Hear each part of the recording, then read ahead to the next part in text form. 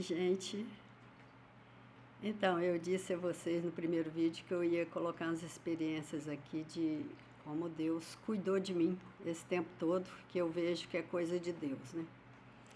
Aconteceram muitas bênçãos na minha vida que eu enxergo como de Deus. A primeira delas é que a minha família, eu sou descendente de italianos que vieram da Itália na época da guerra, né? Correndo das guerras, né? E aí eles vieram, eles são lá da parte central, mais no norte ali da Itália, né? Na verdade, eles são lá de Vicenza, né?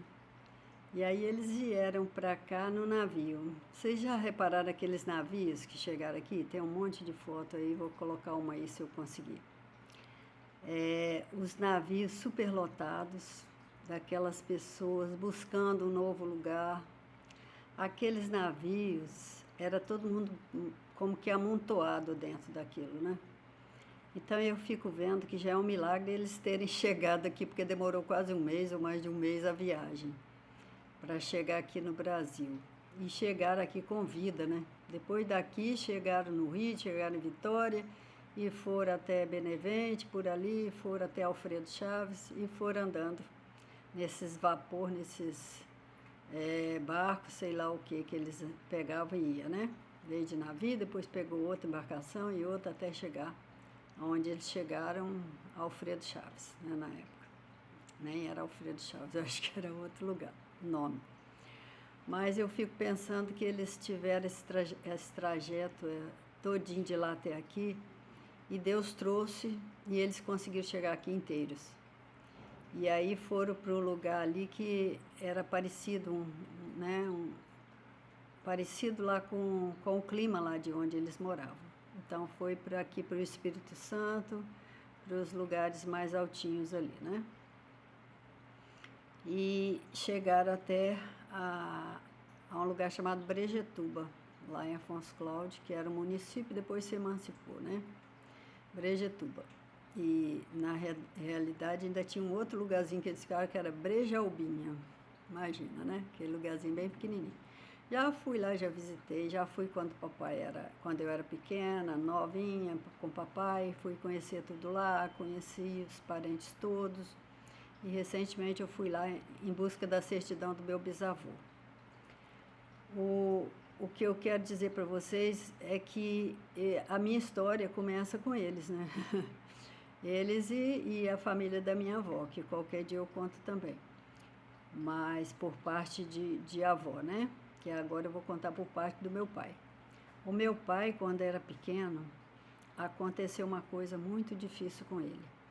Ele era menino, assim, eu acredito que ele tinha uns 10 anos, por aí 12 anos, e eles atiravam em passarinho com estilingue, né, que eles falam lá na minha cidade, falava seta, né? Então eles pegavam e faziam umas bolotas de barro, umas bolotas igual uma bolinha de gude, né, de barro, com o barro que eles achavam ali na beirada do rio. Colocava no estilingue lá na seta e sentava nos passarinhos. Era essa a ideia, né? Ideia errada, mas era essa na época.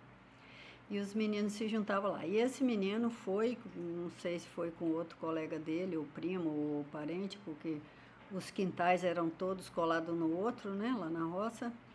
E ele foi lá na beira do rio, e aí tinha aquela terra meio molhada, assim, da margem do rio, e tinha uma pedra enorme ali, naquela beira do rio, e ele foi cavando perto da pedra, assim, para tirar o barro, para poder fazer as pelotas, para jogar no passarinho. E menino sem juízo, né, nessa época, ele foi cavando, e foi entrando para debaixo da pedra com a cabeça, para pegar a laminha lá de dentro, e foi puxando. E que ele foi tirando muito, os meninos saíram de lá e pronto. E a pedra foi perdendo o suporte dela e foi se movimentando e apertou a cabeça dele lá na areia, né? E ele ficou lá numa posição que vou te contar. O nariz dele encheu daquele barro e ele ficou lá. E aí ficou um tempo lá. E depois começaram a procurar ele, nem sei quanto tempo ficou, né?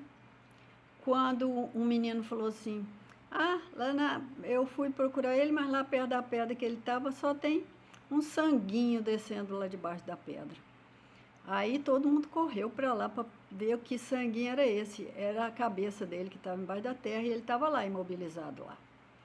Aí juntou um monte de homem, porque a pedra era muito grande para tirar aquela pedra de cima dele, que ele tá aí o tempo passando, né? Quando conseguiram tirar, aí já pegaram ele morto. Pegaram ele morto. Aí levaram para lá e tudo, aí tá... E tudo, botaram ele em cima de um banco lá, que ia, né, fazer o velório dele. Aí, de repente, lá nas orações, lá na conversa, coisa e tal e tudo, alguém, daí um tempo, né, falou assim, os meninos, não sei, que estavam lá olhando ele, porque era uma coisa bem esquisita, né, da gente olhar, era gente morta naquela época. Então, a curiosidade das crianças, eu acho que o menino daquele, pelo que a minha irmã contou, o menino daquele falou assim, parece que está saindo uma terrinha do nariz dele, uma terra, porque aí eles limparam mais ou menos para poder enterrar o menino, né? Aí está uma terrinha saindo do nariz dele. Aí todo mundo correu para ver e estava mesmo saindo a terrinha porque ele estava voltando a respirar. Então, eles pegaram e correram tudo para o médico, para achar um médico. Naquela época era longe, tinha que pegar um carro, um cavalo, sei lá, uma carroça, não sei o que tinha para poder levar até o médico. Você vê que ele era pequeno, meu pai, nós estamos falando da geração anterior à minha, então você vê que situação que era. E eu sei que levaram, aí foram lá, não sei se que médico que tinha, se era tratador, alguma coisa, foi limpando o nariz do menino, não sei o quê, e o menino voltou à vida. Aquilo dali foi um milagre que Deus fez de deixar meu pai viver, sabe? Porque Deus, ele tem as gerações, né, aqui na Terra. Se você olhar na Bíblia, tem gerações e mais gerações. E Deus ressuscita pessoas, e eu creio no poder de Deus, então eu creio que meu pai estava morto já praticamente, e Deus falou, vou ressuscitar ele, porque eu tenho um plano para ele, para a filha dele, para a neta dele, para os descendentes dele, entendeu? Aí Deus foi e ressuscitou ele lá. Aí levaram coisa e tal e tudo. Depois disso, claro que a família, né, contou para todo mundo, até quando eu era pequena, contava essa história e tudo. E todo mundo sabia que morava lá perto, que esse menino tinha morrido e vivido de novo. E aí, esse menino, eles pegaram e depois vestiram o menino direitinho e colocaram ele em cima da pedra sentado e tiraram uma foto. Ele com bonezinho, acho que estava direitinho, uma gracinha. Se eu achar a foto, vou colocar aqui para vocês. Aí tiraram a foto desse menino lá e tudo, e escreveram atrás o que tinha acontecido e tudo, ficou registrado esse fato na família. Então, eu fico pensando, se meu pai tivesse morrido ali, eu não estava aqui, meus filhos não estariam aqui. Não é verdade? Fala a verdade, se é uma coisa de Deus. Eles botaram mesmo com o pulmão, acho que cheio de areia, que foi lá para dentro, barro, né? Foi lá, entrando lá para dentro. Tipo como ele voltando ao barro, né? Voltando ao pó sozinho. E Deus que quis tirar ele daquele estado de novo e trazer ele à vida de novo. Esse aí é o primeiro que eu creio que dos milagres que Deus fez na minha vida e que aconteceu comigo.